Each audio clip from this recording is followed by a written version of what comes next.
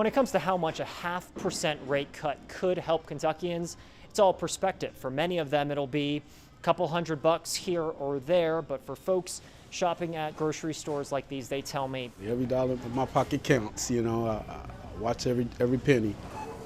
At the Save-A-Lot grocery store in the south end of Louisville, we were the ones to break the news to shopper Marvin Wilkerson that he, along with millions of other Kentuckians, will be paying a 0.5% less in personal state income tax. On January 1st, it'll drop from 4% to 3.5%. It'll help me. It'll help me. Yeah, be a little bit on groceries, a little bit on gas. Here's an example of how this affects your wallet. Kentucky's median household income is roughly $64,000. That household will go from paying $2,581 in individual state income tax to $2,258, or about $322 in savings. Let's inspire more people to be earning and recognize they get to keep more of what they've earned. Republican lawmakers in Frankfort, like State Senator Shelley Funky Frohmeyer, want to eventually lower Kentucky's income tax to zero, arguing these kinds of moves make the state more attractive to outside businesses. But I asked her how Kentucky will be able to make up for that loss in revenue that helps to fund roads, schools, and many programs. We're inviting more people to Kentucky and getting sales tax. As our economic development has grown, more earners into Kentucky are spending on other things that generate revenues through sales tax. Here's Governor Andy Beshear's thoughts earlier this month on whether Kentucky has room for further reductions. We need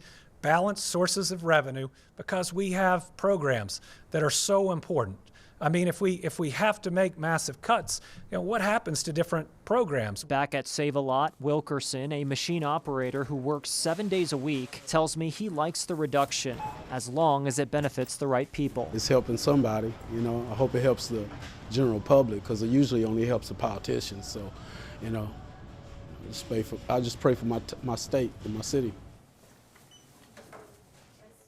Well, I say a lot of times governors don't like anything that takes away revenue from the state, but Andy Beshear's been very interesting on this one. He actually signed it, but you say he didn't like it. Well, yeah, I mean, he makes it very clear, guys, in his Team Kentucky's that, there are a lot of potential downsides to further lowering the income tax. He actually attributed it as one of the two reasons why we have that budget deficit going into next year. He mentions tariffs and then income tax, but then at the same time, he does sign these into law, and in some cases, we've actually seen him and his team promote that among his constituents, Kentuckians, saying, I signed a lowering of the income tax. It's, in his words, he says it's a balance. Lowering it when you can, when you meet those economic requirements. All right. Okay. Thank you very much, Isaiah. Exam rooms like this could become familiar for some people this holiday season. Dr. Joshua Brandon with Norton Healthcare says it's the season for the flu to spread. Last year was actually one of the biggest years in the past decade for influenza. This year is tracking maybe a little bit behind that, but still we're seeing a significant amount of flu cases coming in. I've even seen some today. The Louisville Metro Department of Public Health and Wellness has recorded 1,953 cases of influenza since the end of September. The dashboard shows cases began to rise around November, with almost 600 cases reported the week of December 20th alone. The typical flu symptoms, is going to be feeling like you were hit by a bus, fatigue, fevers, chills, body aches, sometimes even difficulty breathing. Once you test positive for the flu, doctors may prescribe medication.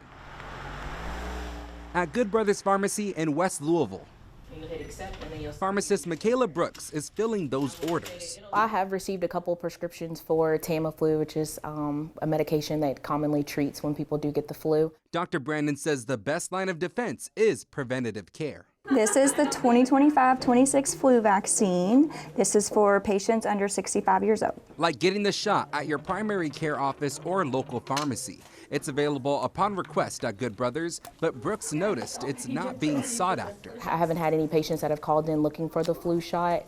Is it alarming? No. It is an overall consensus that patients usually don't want the flu shots unless they have to have it for work-related issues or, being around someone who has a low immune system or things like that. Health officials expect cases for this virus to continue rising as we enter January. In Louisville, Jose Alonso, WHAS11 on your side.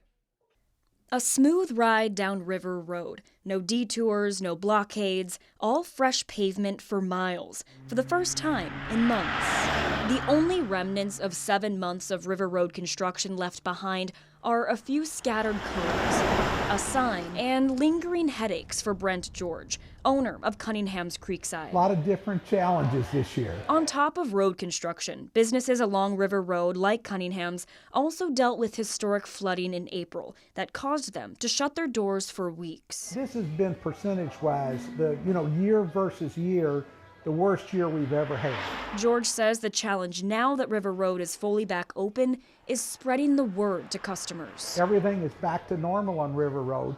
We're still getting calls on a daily basis asking us if we're open.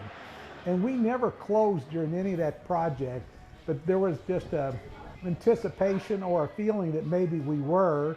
I think there was a thought that there was big the roads had huge ditches and things like that, which never existed. The Louisville Water Company started its waterline project back in March to replace a 50-year-old pipe. Workers installed more than 3,000 pieces of pipe along nearly 6 miles of trench. Water Company spokesperson Kelly Deering-Smith posted this video on its Facebook account. We want to thank you for your patience. We know this has not been easy.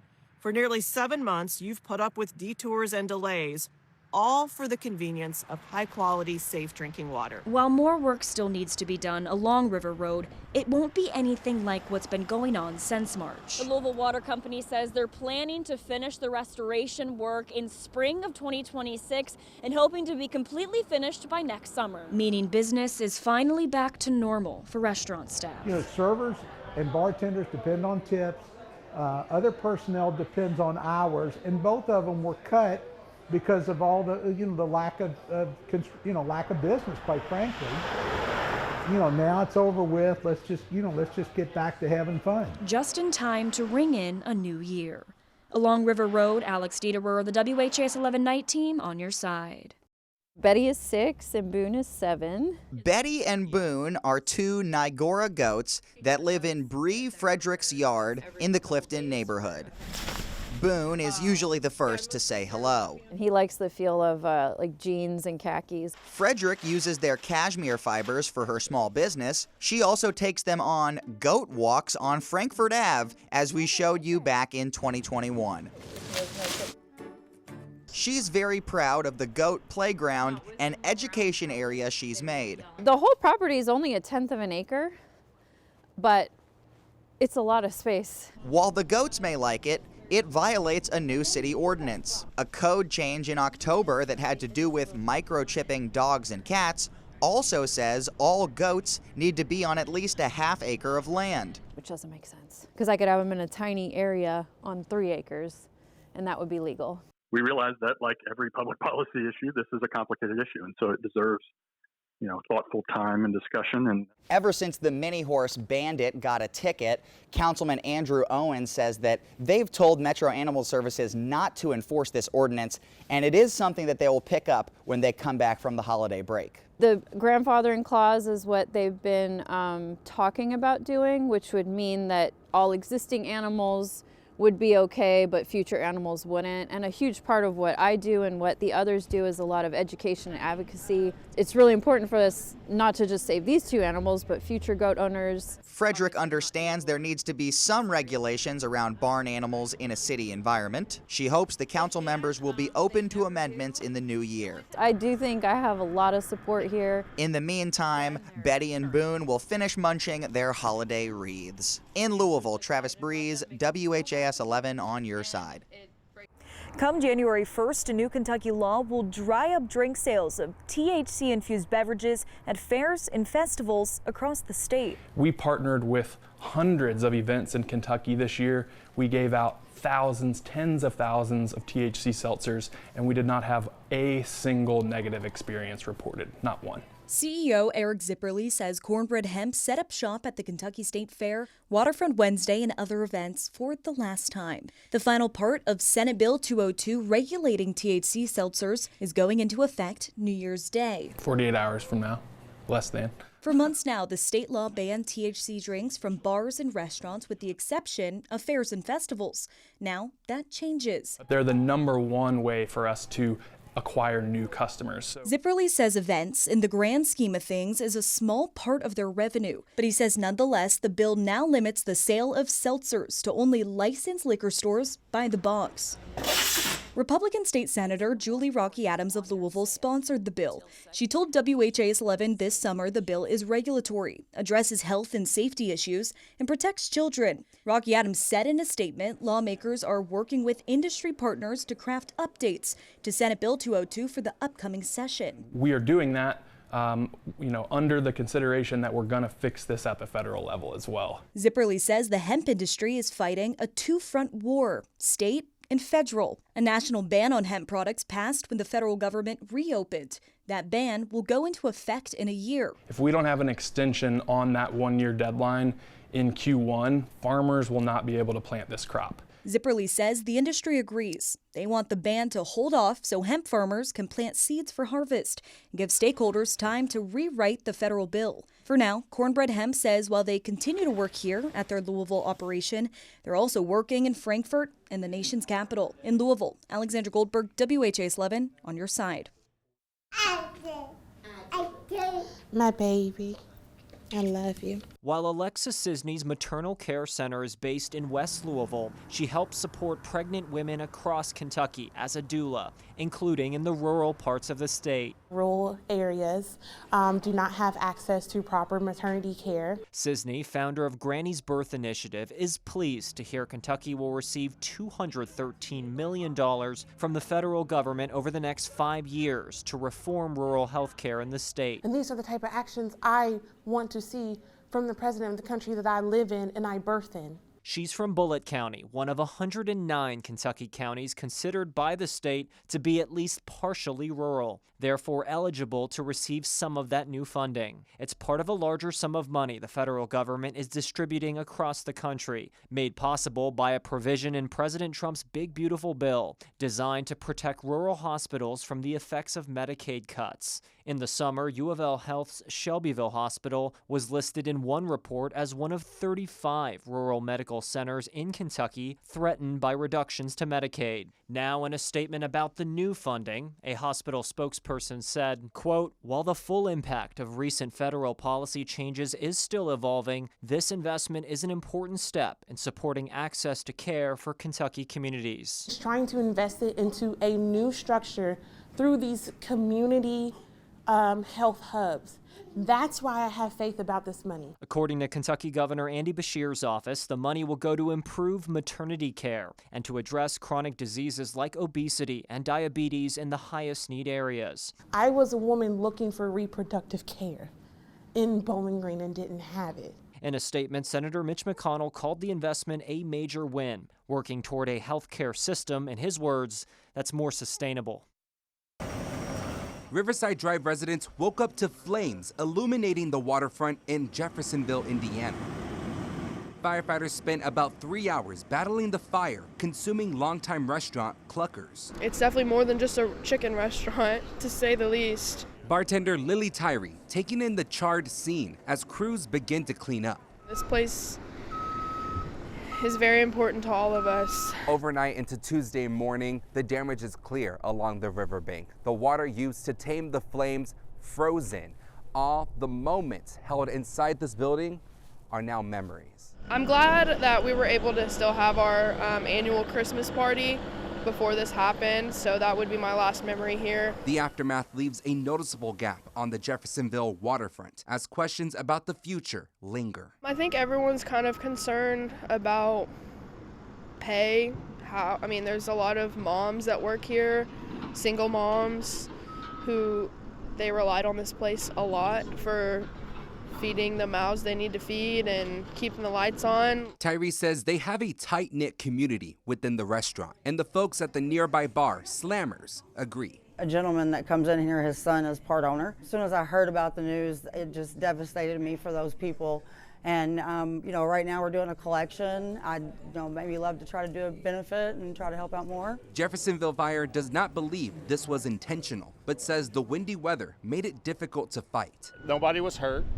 and the fire didn't spread to any of the nearby structures. So that's very important to us, especially with the lead that the fire had on us. As ashes wash away, cleanup continues, and the future of this location remains uncertain.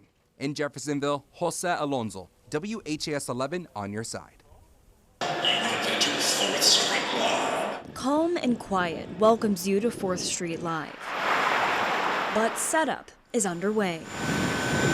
It really is a tradition that means a lot to our team and to downtown Louisville. Because in 24 hours, downtown Louisville will be packed with thousands of people ringing in 2026 for 4th Street Live's 15th New Year's Eve celebration. It's one of the busier locations at New Year's Eve. Louisville Metro Alcoholic Beverage Control has been preparing to make sure bars and businesses are following the laws while they celebrate. We've got plainclothes detectives that are out there looking for things that need to be changed. Chief of Enforcement Ronald Fay. So whether it's New Year's Eve or any of the days that we are out in the establishments, anywhere that the public is able to go. Louisville has seen a major crackdown from ABC this year. Violence and underage drinking have led to emergency suspensions and even closures for Metro bars and restaurants. We want to ensure that we're changing those behaviors and ensuring that the community is safe and that we're not putting young people into an atmosphere in which they're not quite prepared for. ABC and LMPD are working to ensure the safety of people celebrating the lead up to the clock striking midnight and after on the roads. Prior to the role that I'm in now, I did the collision reconstruction and worked way too many of those fatal car crashes where people had lost their lives. And it comes down to a decision. You know, it's a simple decision. Just plan your evening, and there's no reason to take the chance. While the corner of 4th Street and Muhammad Ali Boulevard may be quiet for now, 4th Street Live marketing manager Katie Ganiger says locals and tourists are ready to ring in the new year in style. Louisville is actually one of the largest for New Year's Eve celebrations. I'm sure that's no surprise to us locals. We love our city. And the countdown begins. At 4th Street Live, Alex Dieterer, WHAS 11 Night Team on your side. Watana Rogers has a big family. But on November 28th, she was home with just 2 of her grandchildren, 11-year-old Justice and 7-year-old Marley. I was getting dressed for dialysis, and I never even felt the arm bleed, and it was just draining. Blood was from that door all the way back to the kitchen. Rogers was diagnosed with stage 4 kidney disease 6 years ago. The day after Thanksgiving, her dialysis port ruptured. I tried to get her to stay in the room because I just thought all the blood would just kind of freak her out. But Marley wasn't fazed. She grabbed Grandma's phone and immediately called her dad. She hung up. I said, "Why'd you hang up?" She said, "I need to call 911. Marley's quick action, calling 911 and grabbing rags to put pressure on her grandmother's arm, is what paramedics said could have been the difference between life and death. One of my sisters, I believe, asked her, "Well, did you cry?" She said, "No, I didn't have time to cry. I was trying to help my Gammy." Justice was right there with them. My sister had woke me up and told me what was happening. So I stayed with my sister until my dad and my mom got back. Justice says her family talks about how to take care of their grandmother if an emergency happens. Rogers says those conversations are critical. Children can step up if they're taught to explain how to handle situations, and they will. And they have proven it. She was discharged from the hospital nearly 30 days later, the day before Christmas Eve. This Christmas was a very special Christmas to me. She says returning home to her family and her 2 little heroes for the holidays was her greatest blessing. In Louisville, Alexandra Goldberg, WHAS 11 on your side. LG&E says it wants the rate hikes for grid upgrades so your power is less likely to go out during a storm. In May, they asked for a $22 a month average increase, but later lowered it to $13 a month. However, Kentucky's Public Service Commission didn't make the approval before the end of 2025, meaning LG&E is allowed by law to go to the $22 a month rate increase on average until the commission makes a final decision. I think with everything that's going on, especially this year in 2026, so many uncertainties, the last thing we need is an increase in utilities. Greg Franzman, a counselor, will pay the bill, but he doesn't buy the reasoning. Think a little further down the road than just keeping the wires over our heads. Why don't they go underground like they should? I think. LG&E says the improvements they've made, using thicker wire and replacing wooden poles with steel, lowered power outage frequency by 40%. To pay for it, LG&E asked for a $5 average hike on electric customers and an $8 hike on gas customers. Multiplied by hundreds of thousands of households, the power company seeks to raise revenue by over $102 million. LG&E's last rate increase came in November of 2020, which the Public Service Commission approved. It also approved one in 2019. In a settlement with Kentucky's Attorney General and Louisville's chapter of the Sierra Club and Environmental Group, LG&E, if approved by the commission, would not be allowed to raise rates until August of 2028.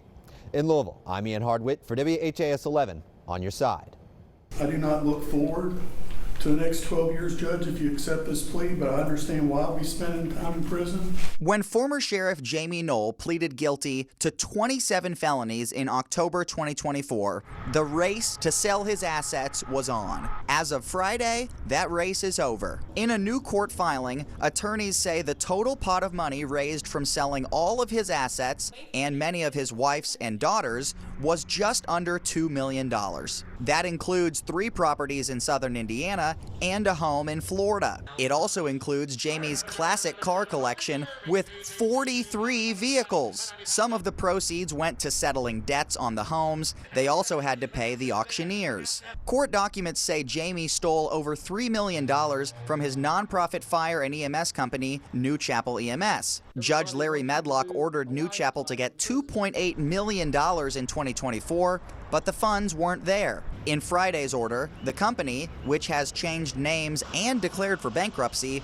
will get $884,000. The Utica Township Fire Protection District got $658,000. That money will go towards funding the new volunteer department that took the place of New Chapel Fire and EMS. They'll see it in the level of service. They'll see it in the tools and equipment that we can provide now because of the money that we were able to recover. Chief Joe Jarls says they have 40 volunteers and have already purchased new equipment from selling the district's second firehouse. The sell-a-thon is over, and while it didn't net as much as anticipated, Jamie's money is returning to the community. In Utica, Travis Breeze, WHAS 11 on your side.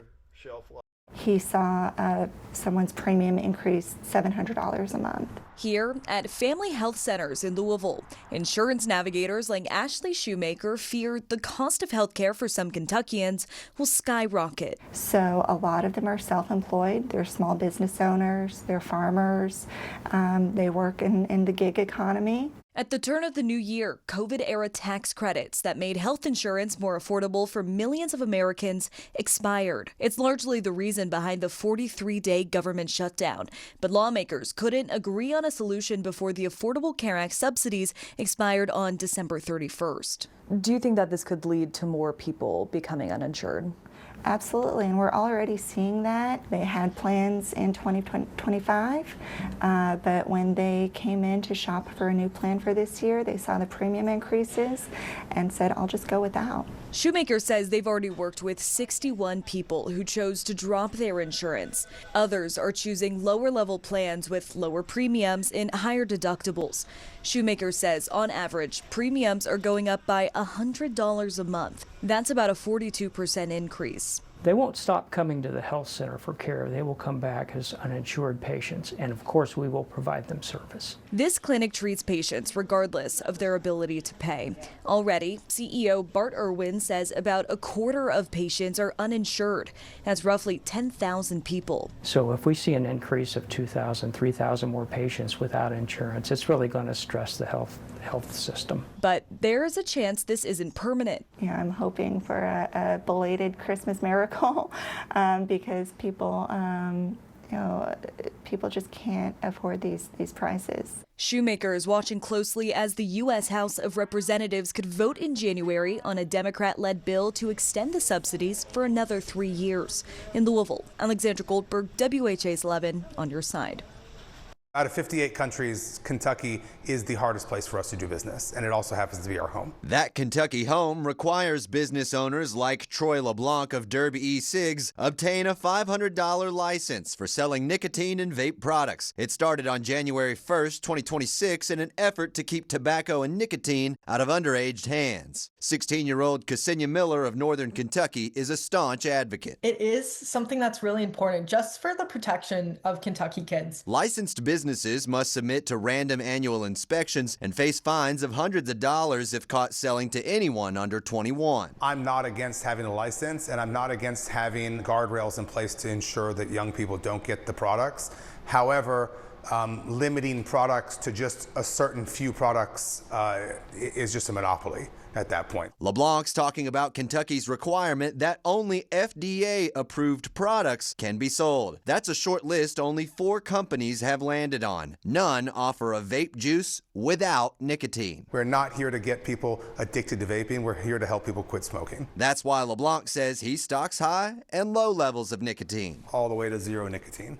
These remaining vapes and juices in Derby cigs have been pending FDA approval for over 5 years. The licensing law allows an exception to sell them, but it comes with extra paperwork. So we have to go and turn in all the documentation for our products one by one. Filing flavor by flavor, LeBlanc says, isn't worth it. That's why he's opened 3 stores across the river in Indiana in the past year and closed 3 in rural Kentucky, the most recent in Mount Washington just before the new year.